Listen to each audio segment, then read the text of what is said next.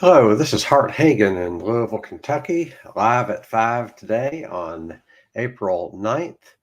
Let's talk about soil. Let's talk about sustainable agriculture. And let's talk about if we know what sustainable agriculture is, why don't we have that? So, what I want to do first is share with you a couple of slides. Let's go to this view. This first slide, I wanted to make sure and say that this first slide is of the soil food web. It is from Matt Powers. I wanted to first show you this book from Matt Powers. It's called Regenerative Soil. This is not a paid announcement. It is just, I'm a very happy customer of this book and Matt's course. And the image that you see is from the book and the course, and you can find the image online, the image that you will see when I show it to you again. You'll find the image online if you just Google Matt Powers Soil Food Web, and it'll give you that. This book, I wanted to share with you a couple of things about this book. It's a fantastic book about regenerative soil. For one, I'm going to look at the table of contents, the mineral components of soil, the biological components of soil, humans and soil, critical soil analyses and tests, natural farming, biofertilizer preps, really good stuff. So when you get to the different nutrients, there's a section for nutrients. Like here's the one on carbon, and it has the carbon cycle, toxicity and deficiency. It has oxygen and the oxygen cycle, hydrogen and the hydrogen cycle. It has nitrogen, several pages on nitrogen because nitrogen is so important. It has phosphorus, potassium, calcium, magnesium, sulfur, iron, manganese, zinc. With each of these elements, it had like copper. Who knew copper is a nutrient? So when it talks about copper, it has the roles of copper, the sources and forms of copper, the toxicity and deficiency, and of course the copper cycle. Excellent book. I think it's the best book of its type and very worthwhile. Let's look at the soil food web. This is again the graphic by Matt Powers. I'm a little bit nervous about. I want to give credit for copyright reasons, but also I'm an extremely happy customer about this. So let's talk about the soil food web. And after we talk about the soil food web, we're going to talk about how to make healthy soil. And then we're going to talk about the benefits of healthy soil. And then after that, I want to share with you an article from the Union of Concerned Scientists that says, what is sustainable agriculture? And then after that, we'll talk about why, if this is so great, why don't we have this? Let's talk about how power really works and what we understand about power, where we get more of what we need and rightfully deserve. But here's the soil food web. Soil food web is bacteria, fungi, protozoa, microarthropods. The soil food web includes plant roots. It includes humic compounds or organic matter. And the soil food web includes, over to the right, you have mammals like this mole, you have birds like this robin, and then you have arthropods. So arthropods include insects, spiders, and other types of things that are like insects, but not technically insects. So the purpose of this slide is to show you that the good soil contains a living system. What you're looking at is a living system. All of these arrows, the brown arrows, show the flow of energy. So from this earthworm, the energy or the flow of energy and nutrients goes from this earthworm into the plant roots, and the flow of energy from this earthworm over here goes into birds and small mammals. Actually, up here, this is not an earthworm, but a nematode. So nematodes are a major group of animals that live underground. So it's just important to appreciate that underground if you have good soil, it's because there is a soil food web. If you have good soil, it's because there are lots and lots of living things in that soil. If you have soil without the living things, it's not soil, it's dirt. If you have soil without the soil food web, if you have soil without the organic matter, it's not soil, it's just dirt. It's just mineral particles. It's sand, silt, and clay. Let's go to the next slide. How to make healthy soil. This is the principles of soil health. Let me check and make sure I'm on the right slide. How to make healthy soil. This is from a book by Gabe Brown called Dirt to Soil. He is a farmer, but I highly recommend the book Dirt to Soil, even if you're not a farmer. If you're a gardener, if you're just a citizen who wants to understand what good farming is, and if you want to understand what makes good soil and how to make good soil, then read Dirt to Soil by Gabe Brown. Also read or find online the YouTube video called How to Treating the Farm as an Ecosystem. It's an excellent video featuring Gabe Brown. But let's look at these 7 items as to how to make healthy soil. Number 1, no tillage. Don't go through your soil and till it up. We're going to talk about this when we get to the article from the Union of Concerned Scientists, but don't till. Don't use chemical fertilizers. Number 3, don't use toxic pesticides. Number 4, no bare soil. You don't want bare soil because bare soil means there's nothing on top of it. There's nothing shielding the soil from drying out and from the sun. The sun is damaging to the soil. The sun should be shining on plants, or at least organic matter. The sun should not be shining on bare ground because the ultraviolet rays of the sun kill the soil biology. Number 5, living roots in the ground. We always want to have living roots in the ground. That's why as a gardener and as a home landscaper, I'm not too quick to pull my weeds, because a weed is a plant. A plant roots in the ground are the best thing you can do for soil. When that plant, whether it's a weed or something else, as long as it's growing, then it's taking carbon dioxide out of the air, putting it into the plant, making it into sugars, and then forcing some of those sugars out of the plant roots into the soil. That's where you get soil organic matter. That's how you get the soil food web thrives on those sugars that the plant manufactures and then pushes or exudes out of the plant roots. Number 6, plant diversity. If possible, you want to have a diversity of plants. That's another reason why we shouldn't be too quick to weed, because weeds are plants and plants are good for the soil, and especially a diversity of plants is good for the soil. Item number 7, include animals if at all possible. Incorporate animals into the soil.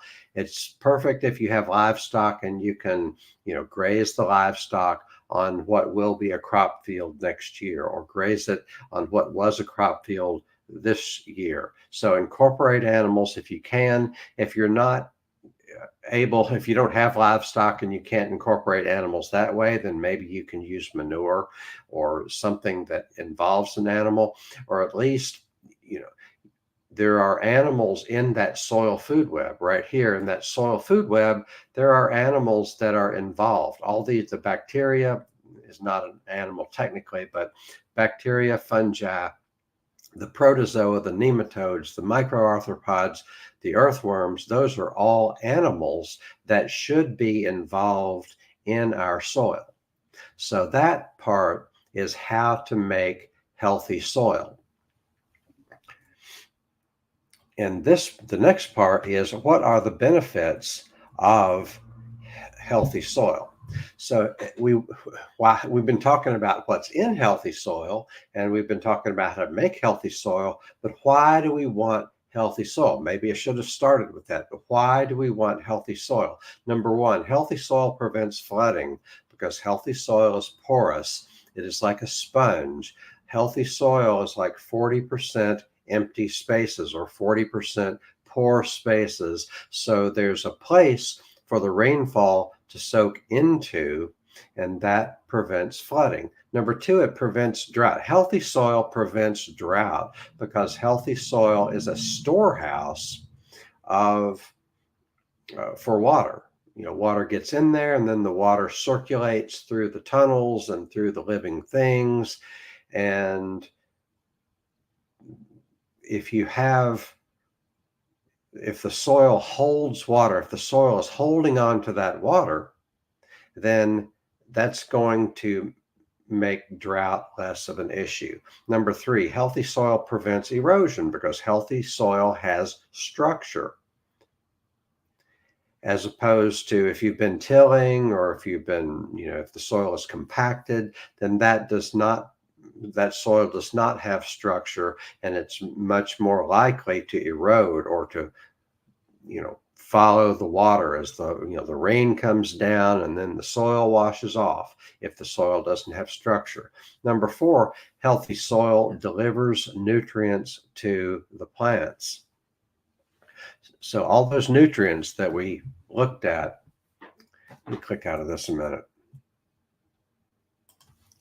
All those nutrients that we looked at in Regenerative Soil by Matt Powers, the carbon, the phosphorus, the magnesium, the iron, the manganese, all those nutrients are only healthy soil can deliver those nutrients to the plant. If it's just dirt, if it does not have that soil food web, if it does not have this complex ecosystem, this soil food web, then the nutrients are not going to be delivered to the plant with any consistency. You want this soil food web to deliver nutrients to the plant. So where were we? The benefits of healthy soil. Healthy soil prevents flooding, prevents drought, prevents erosion, and delivers nutrients to the plant. So items 5 and 6, what are the benefits of delivering nutrients to the plant? Well, the plant becomes nutritious if you're eating it.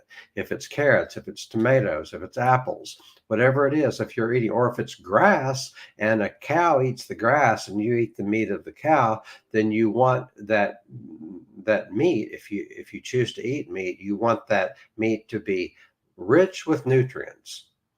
And that's going to happen if the soil is capable of delivering nutrients to the plant. And that's what happens when you have healthy soil. So healthy soil delivers nutrients to the plants, making the plant nutritious. And I meant to click back on this. There we are. So number 4, healthy soil delivers nutrients to the plants. Number 5, this makes the plant nutritious. Number 6, it makes the plant resilient, because if a plant has nutrients in it, then it has what it needs to fully function. At some point, we'll talk about the plant health pyramid by John Kempf. The plant health pyramid is such that you want plants to go through these 4 stages of plant health. You want the plant to develop complex carbohydrates. You want the plant to develop complete proteins. You want the plant to be able to manufacture its own lipids. You want the plant to be able to manufacture its own plant secondary metabolites, which are, if the plant advances through all 4 stages, then the plant becomes very resilient. And then item number 7, all of this makes the plant resistant to pests and pathogens, according to John Kempf, who's a really smart guy. I recommend that you look up John Kempf, Advancing Eco Agriculture, online. Kempf is Kempf. Very smart guy, and has a good business and has a profound understanding of what it takes to make healthy soil and healthy plants. So, quick review, what we've done, we've looked at the soil food web, which is here's what is in healthy soil. Here's what makes the difference between healthy soil and mere dirt. Next, we talked about how to make healthy soil. Avoid tillage, avoid chemical fertilizers, avoid toxic pesticides, no bare soil. You want living roots in the ground. You want plant diversity. And if at all possible, you need to include animals. At least appreciate the animals that are in the soil food web. The benefits of healthy soil: prevents flooding, prevents drought, prevents erosion, delivers nutrients to the plant. And when you have nutrients in the plant, it makes the plant nutritious, it makes the plant resilient, and it makes the plant resistant to pests and pathogens, just to name a few of the benefits of healthy soil. Now, let's go to this. I'm going to have to click a couple buttons here. I'm going to have to stop this screen, and then I'm going to present another screen. I'm going to go to the article, Sustainable Agriculture, and here we are.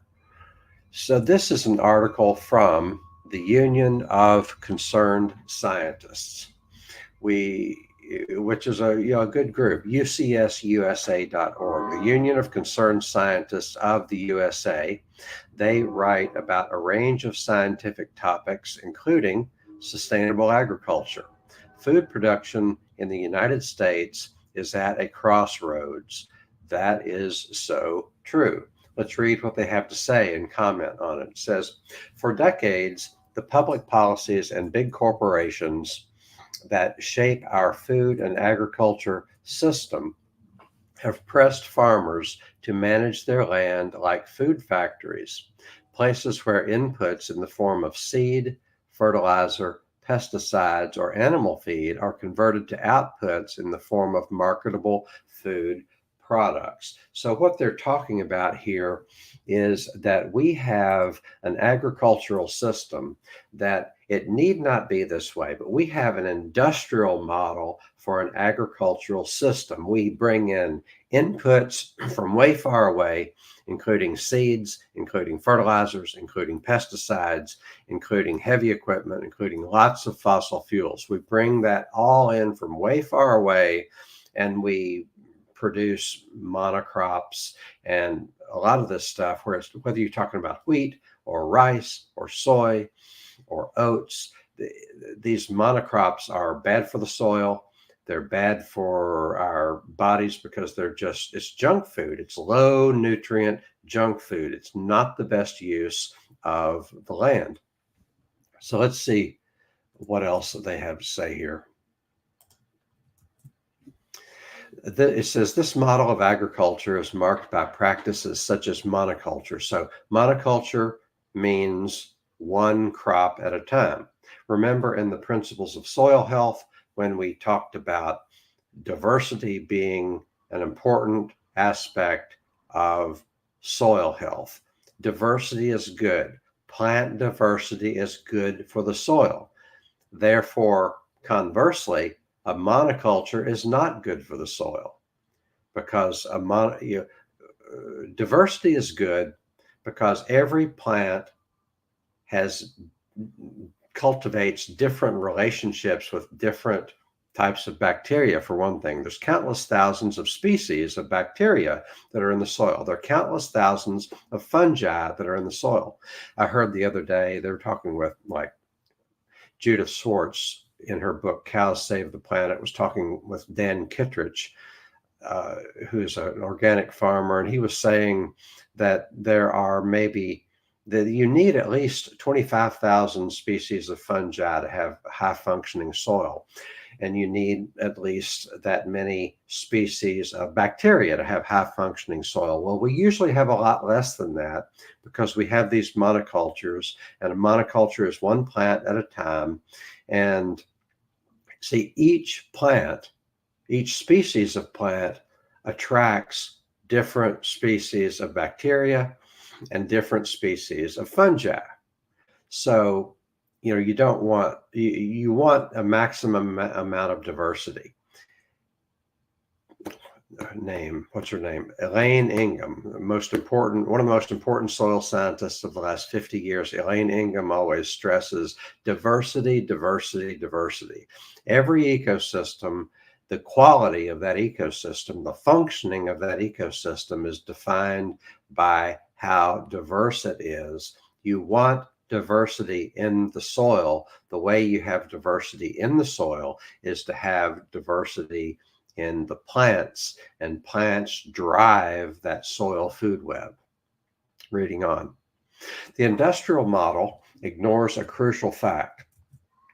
Farms are ecosystems, complex, interdependent networks of living things. Farmers succeed by managing their ecosystems to produce food efficiently. But if we want that success to continue over the long term, we must also manage farm ecosystems sustainably, nurturing their resilience and self-regenerating capacity. I want to draw your attention to one phrase here. It says farms are ecosystems. I don't think that's true. I think some farms are ecosystems and some farms are not. So it says here, it should say farms should be ecosystems, or it should say some farms are ecosystems, meaning a complex, interdependent network of living things.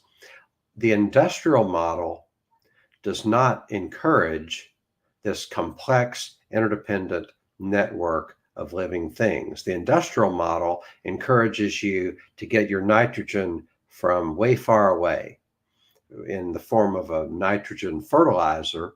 So you bring in the nitrogen from hundreds of miles, if not thousands of miles away, instead of nurturing the nitrogen that is in the soil food web. Remember that chart I showed you of the soil food web?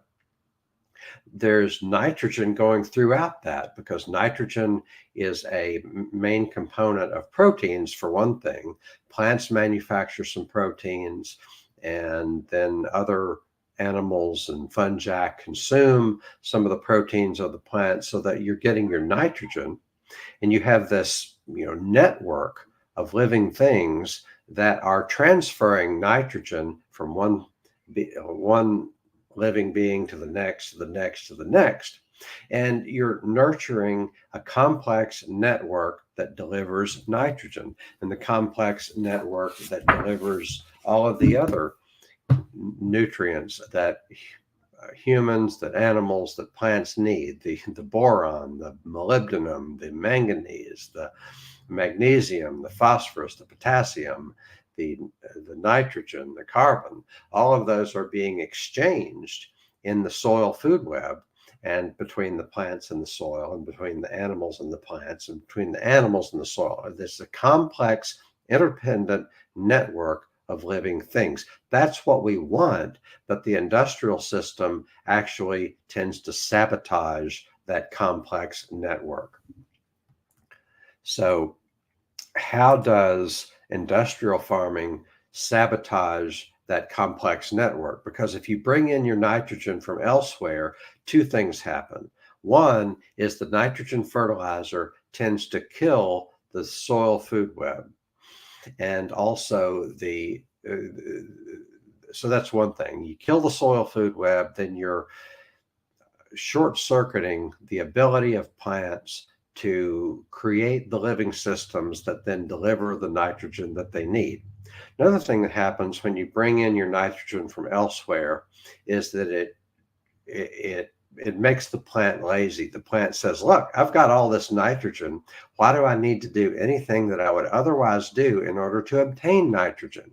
If I want to obtain nitrogen, I have to exude sugars out through my roots. I have to, the plants are smart. They calculate what do they need at this particular point in time, and they exude the sugars and other compounds that they need in order to attract what they need through the bacteria, the fungi, etc. And they don't have to do any of that, or they have to do a minimal amount of that if you bring in their nitrogen from elsewhere. So we want to encourage farming systems and landscapes, home gardens, community gardens that honor and nurture this complex web of this complex web that delivers nutrients to the plant. reading on. It says restoring soil health. So we're still talking about the Union of Concerned Scientists, the article that they wrote about what is sustainable agriculture. It says multiple generations of industrial farming have taken a toll on one of our most precious resources, the dirt beneath our feet. It uses the term dirt in quotes there because are we really talking about dirt? Do we really want dirt? Do we want dirt or do we want soil? Now, one thing it has here is, see that picture?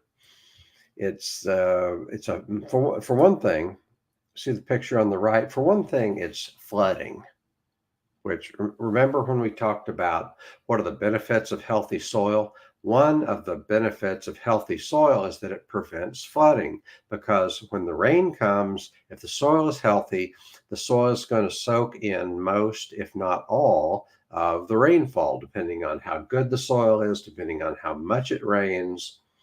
But when the soil is bad, the soil has been destroyed with tillage, with chemical fertilizers, with herbicides, with leaving too much soil bare, with not having enough living roots in the ground, then you have a situation where you have lots of flooding.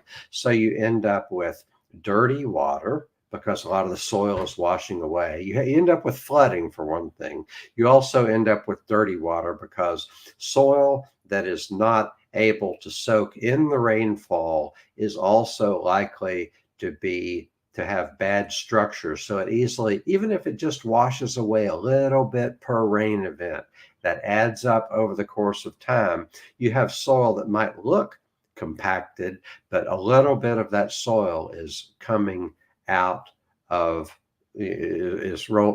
off of the fields and into the waterways.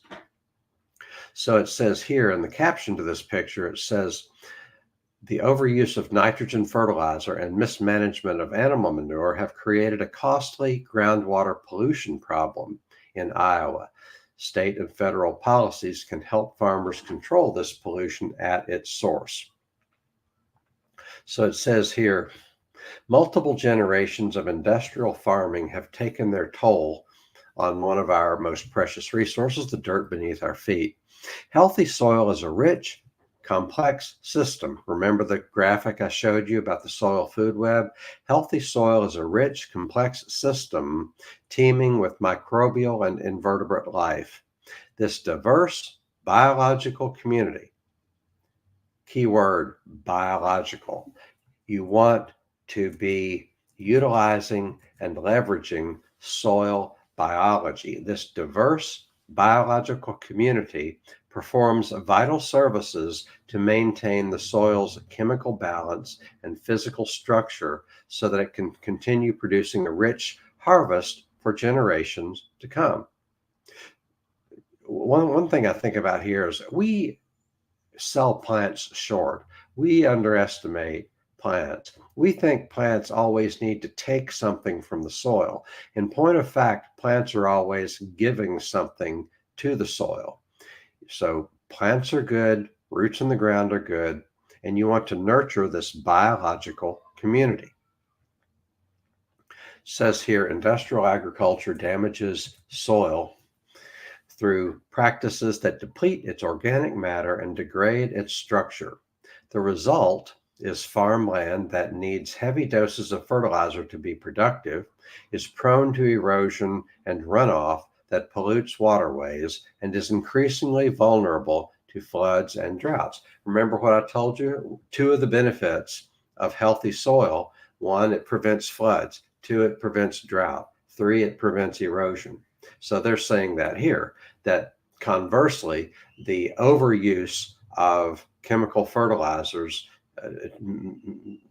heavy doses of fertilizer, the farmland needs heavy doses of fertilizer to be productive, and it's prone to erosion and runoff that pollutes the waterways and is increasingly vulnerable to floods. So I think you get the idea. I'm going to click out of this and go on to the next part. So what I'm going to talk about in the next part. So what have we done so far? First, we talked about like the basics of soil, what's in healthy soil. What's in healthy soil is a soil food web. The bacteria, the protozoa, the microarthropods, the nematodes, and there's another bacteria, protozoa, fungi, nematodes, and microarthropods are the five that Elaine Ingham rattles off. 5 major groups of living things that characterize healthy soil. And then you also have your regular arthropods, the insects, the spiders, and the pill bugs, and that kind of thing, and the snails, and the slugs, the earthworms, all sorts of insects, all sorts of beetles, centipedes, millipedes, etc., that characterize healthy soil. So you have the soil food web. What's in the healthy soil? You have the principles of soil health. Here's how you make healthy soil. And then we also talked about the benefits of healthy soil: prevents flood, prevents drought, prevents erosion, and so forth. So and also healthy soil delivers nutrients to the plant. This has multiple benefits. Only healthy soil delivers nutrients to the plants. Only healthy soil is capable of delivering nutrients to the plants. We have a huge decline in the nutritional value of our food, whether it's carrots or apples or cabbage or beets or tomatoes, whatever it is you like. We have oranges today.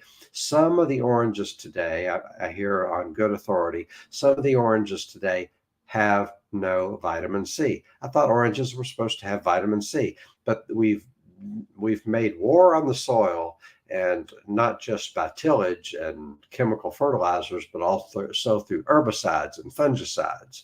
And we're killing the soil life. And as a result, our food has very little nutrition. So why is this important? Or we know why it's important. Nutrition is important. It's important to prevent flooding, prevent drought. But why is it this way? So I want to share something with you and present something else. So this is something I make sure you can see what I see. Yes. So I'm just going to unshare that because it doesn't really do much. But why is it this way? If we know what to do, why do we not have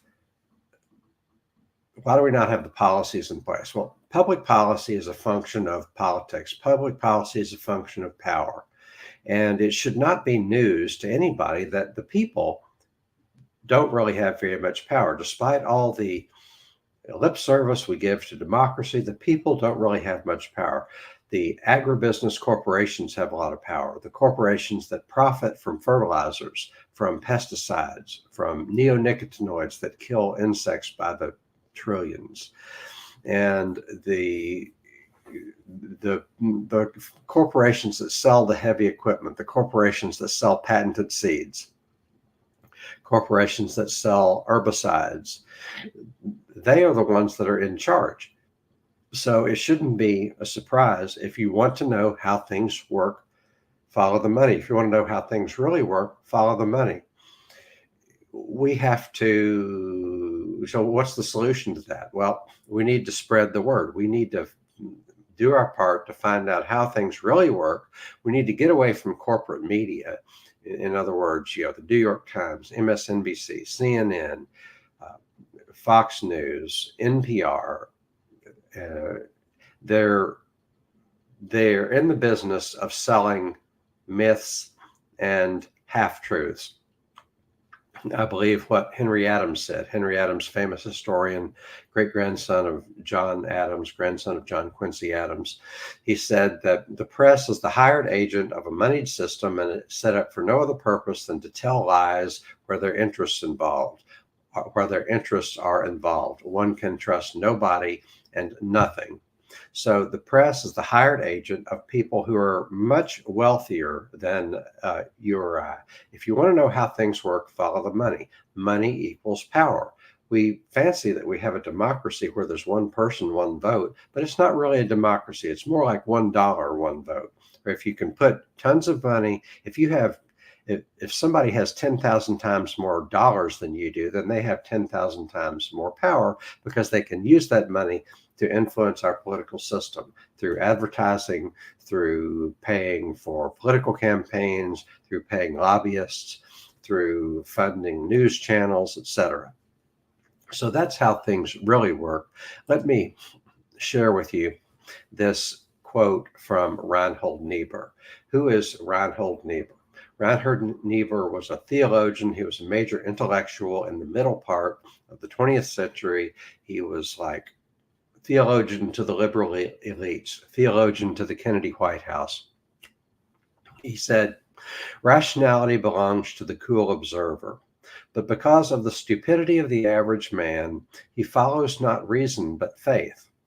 And the naive faith requires necessary illusion and emotionally potent oversimplifications, which are provided by the myth maker to keep the ordinary person on course."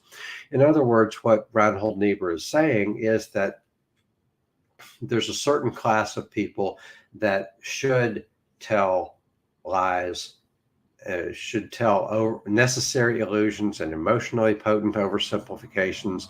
They should do that for the people's own benefit. This is a self-appointed group of elites that believe that it's their duty to tell us the truth, to keep us on course. So anyway, that's how I believe things really work, despite all the rhetoric about democracy, despite all the rhetoric about how the media are supposed to be these fearless searchers of the truth and exposing lies and that kind of thing. That's just not the way it actually works, in my view. You decide. We report, you decide. So you decide whether that's how things really work. Thank you so much for joining me. Have a wonderful day.